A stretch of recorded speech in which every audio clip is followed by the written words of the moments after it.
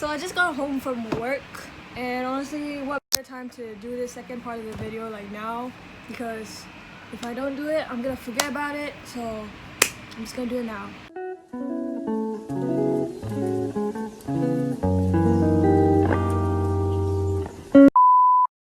So my first part of the video, if you haven't seen it, I'm gonna link it somewhere here. I talked about school life. If you wanna know more about how university life in Singapore works, that video is for you. Like, I never really talked about like school life like in particular, but if you guys want it, I can do it. I have a lot of time on my hands. Yeah, so I'm gonna talk about hall life instead, because I think that one's the juicy and the more scandalous. Kidding, I'm actually very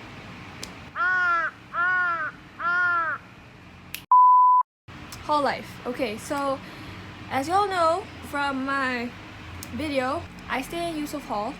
When I was actually applying for halls, I was like, I think I'm gonna go to a hall that's like better known for sports. Partially because I was very into sports when I was in my junior college.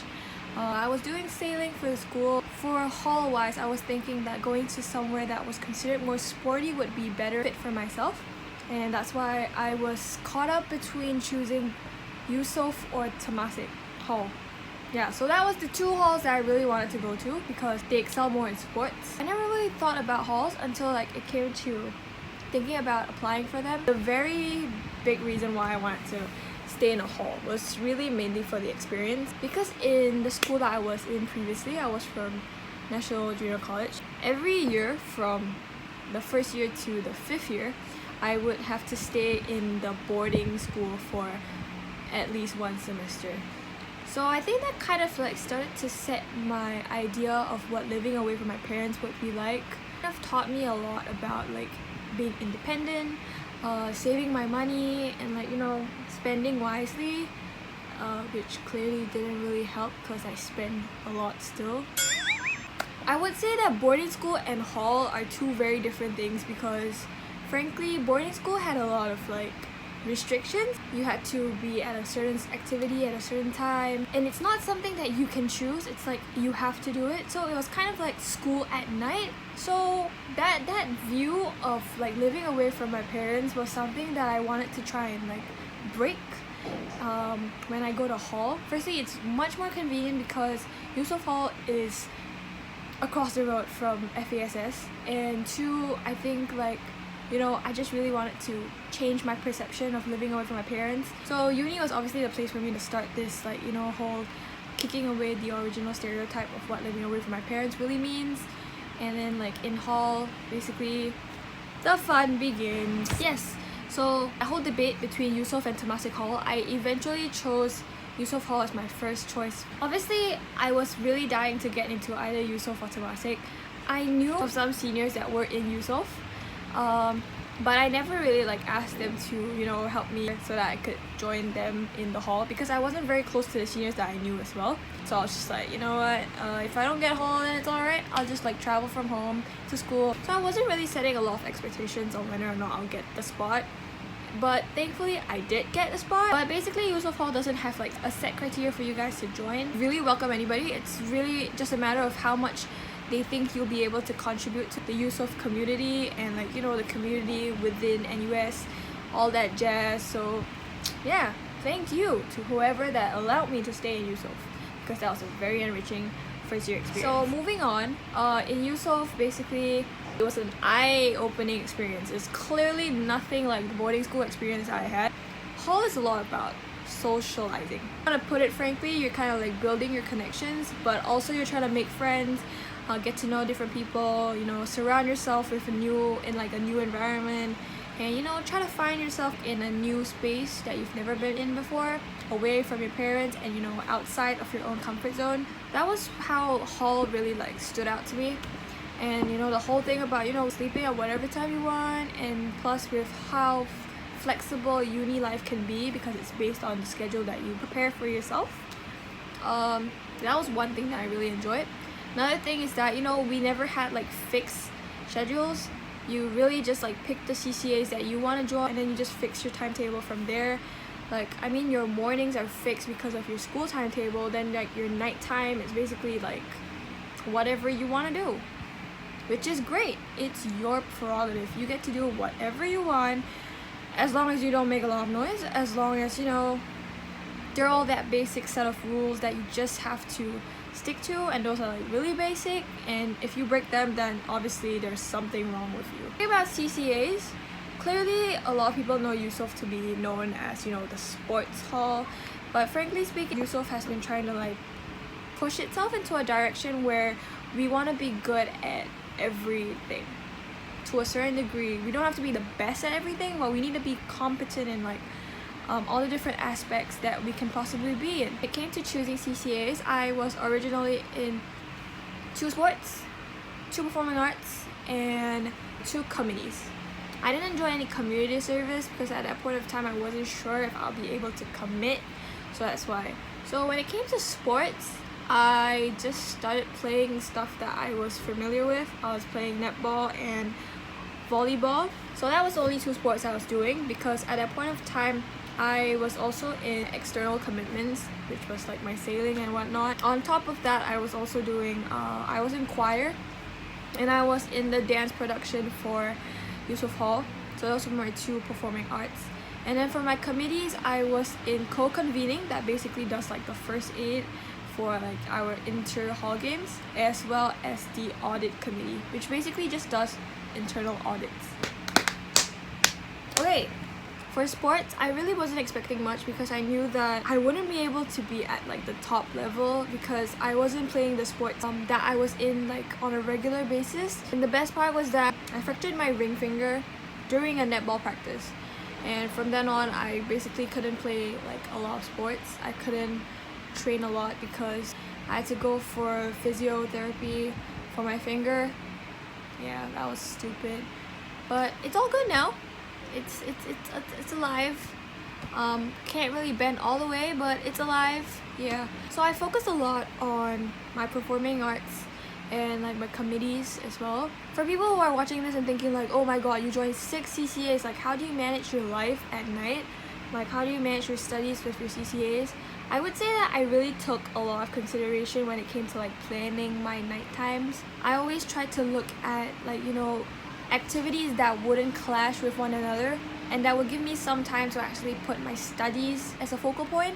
So like actually none of my activities really clashed with each other until like, you know, the busy periods that came to be. Like for example, I would have like evening netball trainings on like maybe Mondays and Fridays. Volleyball trainings would be like at night, like a couple of hours after I finished my netball training. So I had sometimes like rest, have dinner, and then like maybe do a bit of work before I go down for training. Choir practice was like Wednesday nights. Yeah, when we first started preparing for the dance production, it was like maybe 1 or 2 times a week at a timing that was suitable for all of us. So we really tried to like match each other's schedules for that. For my audit, it was like a very ad hoc basis. In co-convening, it was only like really busy towards the inter-hall games period when we had to go down for like first aid, and even that you kind of got to choose the sports that you wanted to do first aid for. So you really can just look at your schedule and be like, oh, I'm free this day, oh, this slot isn't taken up yet, so I can definitely like take it, and then, you know, just watch a bit of sports, do a bit of first aid if anybody gets injured. Thankfully nobody got seriously injured, and yeah, that was like it. So I think time management plays a lot. It makes a lot of difference when you come into uni. It's very important to be able to know what your limits are, and, you know, the time that you need to do other stuff, like, you know, me time, studying, and all that kind of thing. And I think that one really like helped me to be able to manage my schedule accordingly. Yeah, that was pretty much it. In the second semester, because of COVID-19, I joined a couple more CCAs. So I was gonna join Dance Uncensored, which is like a combined hall production, but that didn't work out because of COVID. I was also in the Eusoff dance crew, which was gonna put up a couple of performances, like, you know, as a whole group, but that was also cancelled. So in total, I had about like 8 CCAs, excluding my NUS commitments, and that kind of allowed me to stay for the second year. So yeah, that was basically my life for my first year. I don't know what else I want to say, but honestly that was like basically my hall life.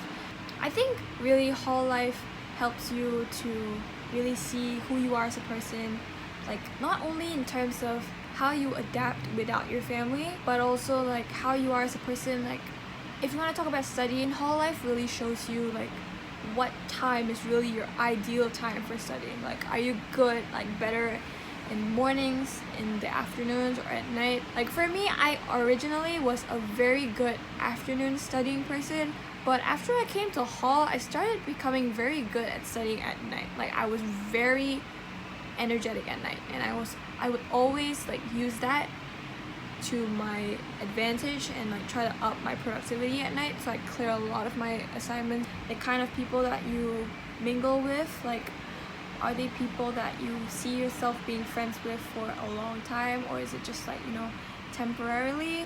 Are they the kind of people that you think once you step out of hall you're not gonna be able to like contact them anymore, like as casually as you normally do when you're in hall?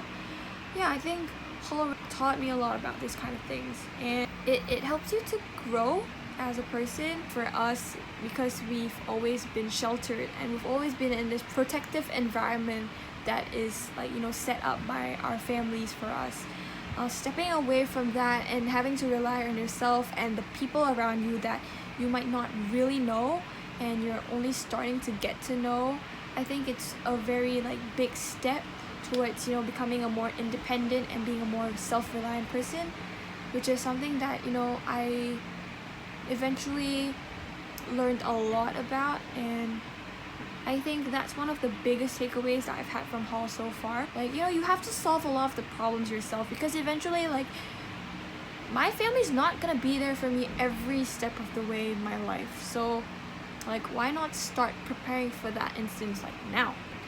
And at the same time, I'm also like, you know, learning new skills. I'm also like I'm trying to hone my old skills and like, you know, the sports that I used to do, learning more about, you know, performing arts, going into community service, and, you know, doing your part for the community. That's something that I also want to explore in the coming year. And yeah, that's basically my first year in hall. I'm gonna be filming more videos when, you know, when the new academic year starts. That wouldn't be very accurate as well, because we'll still be living in a COVID-19 sort of world. That's not the right term, but basically in a COVID-19 sort of situation.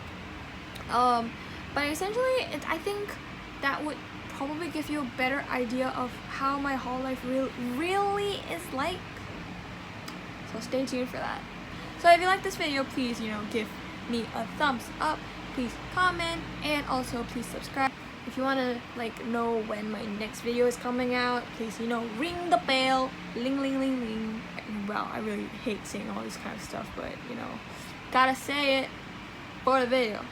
Yeah, so that's it. Today I remembered to close my bathroom door, but I forgot to close my room door, and my grandma's clothing is all around this room, so, you know, whatever. Yeah, but that's it. Catch you guys in my next video. Adios.